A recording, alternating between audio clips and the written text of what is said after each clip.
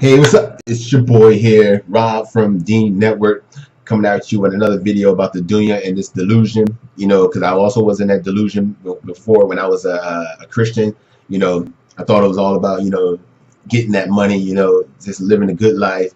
Because during that time I wasn't even thinking about donating, giving my money away like that. It was all about how much I can get and how fast I can get it. But as I learned more about being in this Deen as a Muslim.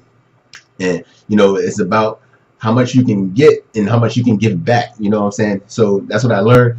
And about what you gain in this world, you can't even take all this with you when you go into the next life. Once you go to that grave, that's it. All that money or whatnot is left behind, and the only thing that's going with you is those deeds. And so one of the things I learned when I became a Muslim is you want to try to give as much back, and you want to try to leave some kind of legacy. Like me, I'm a digital marketer by nature, and I like building websites and stuff. So I figured somehow I can use that talent so I can leave something here alone when I'm going. So I try to build websites or something that's Deen related that people can benefit once I leave. Even if it's creating simple videos like that, if somebody can get some information from this, maybe change their life, make them think about how this life really is. I've done my part. The rest of that after that is in Allah's hands. So all I'm doing is trying to do my little small part here, and it's not so much about the reaction. I just want to, because I wish I had some of these videos where I can see how people react, and because some of the videos I watch are quite good, but I'm just watching them with myself and my family. But I like to see how y'all feel about this. So this is more about the dunya and this delusion,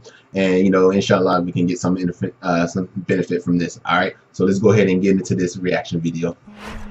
Everyone has heard about the game Monopoly. Dunya is just like that Monopoly game. The Quran gives us an alternative worldview.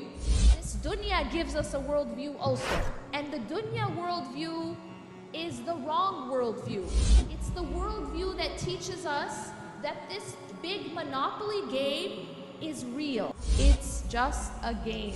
ألهاكم التكاثر حتى زرتم المقابر. Rivalry and worldly increase distracteth you until ye come to the graves. And we stand in front of Allah. Some of us are going to be rich, and some of us are going to be bankrupt.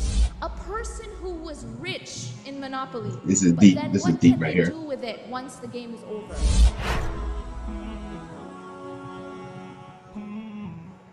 True. The Quran gives us an alternative worldview. Let's go ahead and get into this. Because you see, this dunya gives us a worldview also. And the dunya worldview is the wrong worldview. It's the worldview that teaches us that this big Monopoly game is real. How many of you have ever heard about the game Monopoly?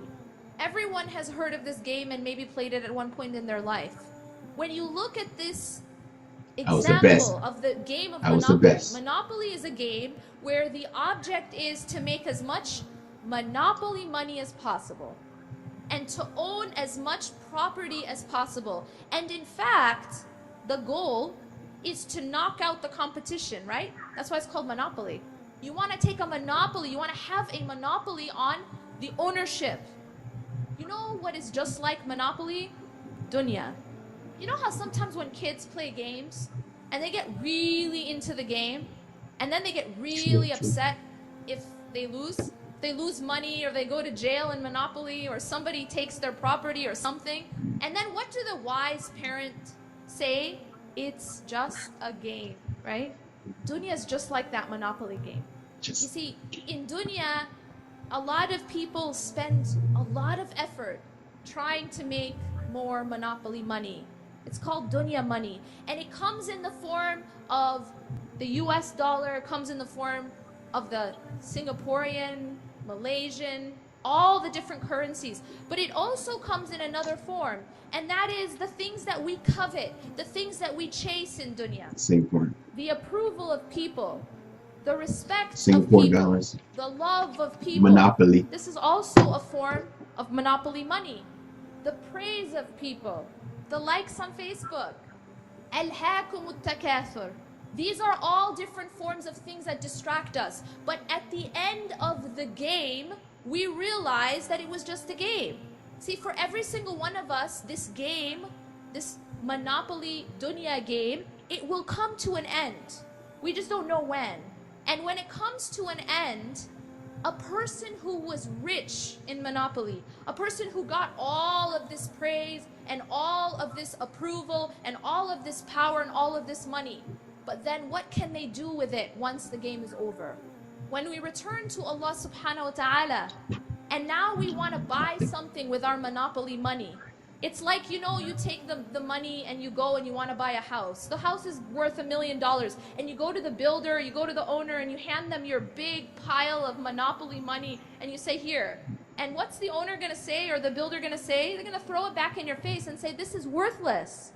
Allah subhanahu wa ta'ala tells us on the tongue of Ibrahim alayhi salam, وَلَا تُخْزِنِي يَوْمَ يُبْعَثُونَ, and do not disgrace me on the day when they're all brought back. يوم لا ينفع مال ولا بنون إلا من أتى الله بقلب سليم. The day when no wealth or children will help anybody. These things that we chase, right? يوم لا ينفع مال ولا بنون. The day when all of that is not going to benefit anyone. يوم لا ينفع مال ولا بنون إلا من أتى الله بقلب سليم. Except for the one who comes back to Allah with a heart that is salim, with a heart that is sound, a heart that is healthy. Allah is giving us the formula of how to be successful, ultimately successful, because it doesn't matter how you do in the Monopoly game. It's not going to matter. What's going to matter is what is your state when the game is over and now you're in real life. When this life is over and we stand in front of Allah, some of us are going to be rich and some of us are going to be bankrupt. Who are the people who are bankrupt? Well, the Prophet ﷺ, he told us one of the definitions of the one who is bankrupt. He asked his companions, who is the poor person? Who is the bankrupt person? And his companions said, the one who doesn't have money. You know, thinking in that way. In the Monopoly game rules, right? The person who's poor is the one who doesn't have Monopoly money. So they answered and said, the one who doesn't have money. And he said, no. The bankrupt person, the poor person on the Day of Judgment is the one who has come to Allah and they have prayed and they have fasted and they have done these obligations, but they have abused people. They have insulted people. They have slandered people. They have backbited people.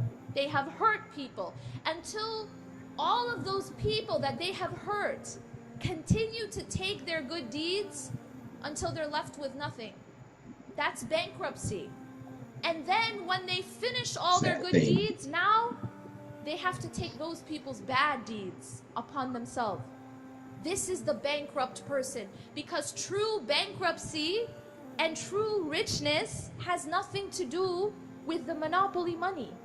The Quran becomes a healing for the hearts, a healing for the society, a healing for our psychological challenges, because it gives us a completely different worldview. It tells us that, see, all of this isn't really real. All of this is just the matrix. That it's not really real. It's a game. It's something that you want to use so that when you go to the real life, you aren't bankrupt. So when you go to the real life, you're rich. You're a rich man. Rich.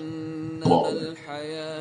الدنيا لعب ولهو وزينة وتفاخر بينكم وتكاثر في الأموال والأولاد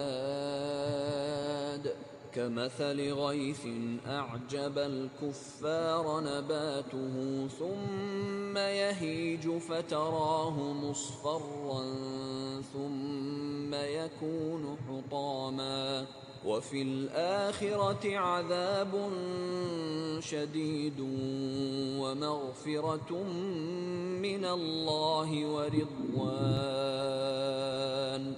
وما الحياة الدنيا إلا متاع الغرور.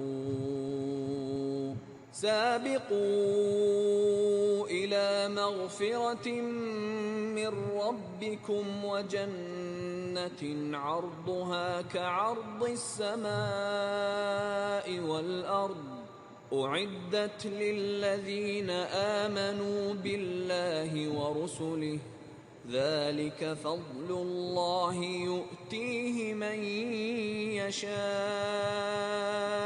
والله ذو الفضل العظيم. Donate now. Go to www. Whoa. That was deep. You know what I'm saying? Another video about, you know, you want to try to do good in this world, you know, so that those deeds that just multiply where you're going, you know, because actually, you know, alhamdulillah, Allah gives us many chances to, you know, repent to Him, to do good deeds. I mean, just to think about it, just the simple things of, you know, doing wudu, all the wudu that you do, you know, each drip of water is removing sins. From the next prayer to the prayer after is removing sins. You know, giving us good deeds here. You know, giving them more chances. Like after Ramadan, you know, just do 6 days of fasting. You know, you get one whole year of, you know, blessings. You know, because with fasting is a reward that He will give you, and there's no number to amount that He can give you. So it's just stuff like that. And you know, you can just tell that He actually cared for you. That's what one of the things that drove me to Islam is that, you know, there's something after this world, and all it does, and it ensures that you do good to your family, you know, because like the mom is the #1 priority, and then it goes to father, it goes to mother, the father, you know, just all the things that structure, and you know, there's no contradictions. But I'm kind of getting off track, just hold on, but you know, I got a point though. But that's why you want to just try to continue to do good deeds, you know, because that's the things that's gonna, you know, be on that scale when you weigh. Because like they said, the bankrupt. The worst feeling that you want to have is that you go on that day of judgment and your deeds are just getting wiped away from maybe the backbiting, you know, things that you may have did to your relatives, friends, or family. You know, that's all they're gonna just start to claim from them deeds, and then next thing you know, you just have a bad ending. We don't want that. You know, we want to have as many good deeds as possible so that scale comes. You know, first of all, it starts off with, you know, la ilaha illallah and prayer and all these things. I mean, I'm no sheikh, I'm no, you know, expert in this, but this is my feeling. I've been a Muslim for over like 15 years now, and this is what I experienced. You know, every day I'm still learning. I'm no perfectionist. Definitely, if I quoted something and said something different, I mean, that didn't make sense, or you know, just go ahead and definitely comment below.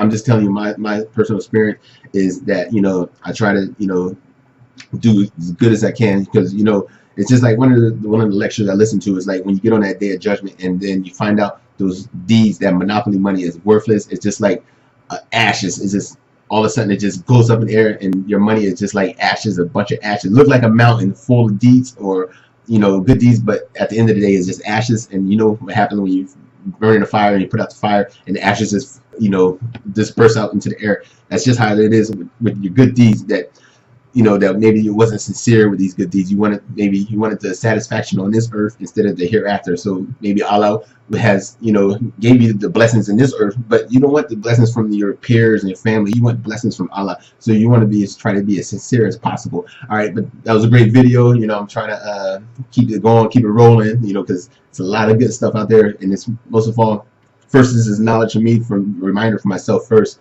and like I said, in my family, and hopefully something, if you can pick out something from this video and you can use it, you know, alhamdulillah, you know. And if I made any errors in that, you know, please do forgive me. All right, until next time, to the next video. Assalamu alaikum. Alaikum salam. All right, holla at your boy.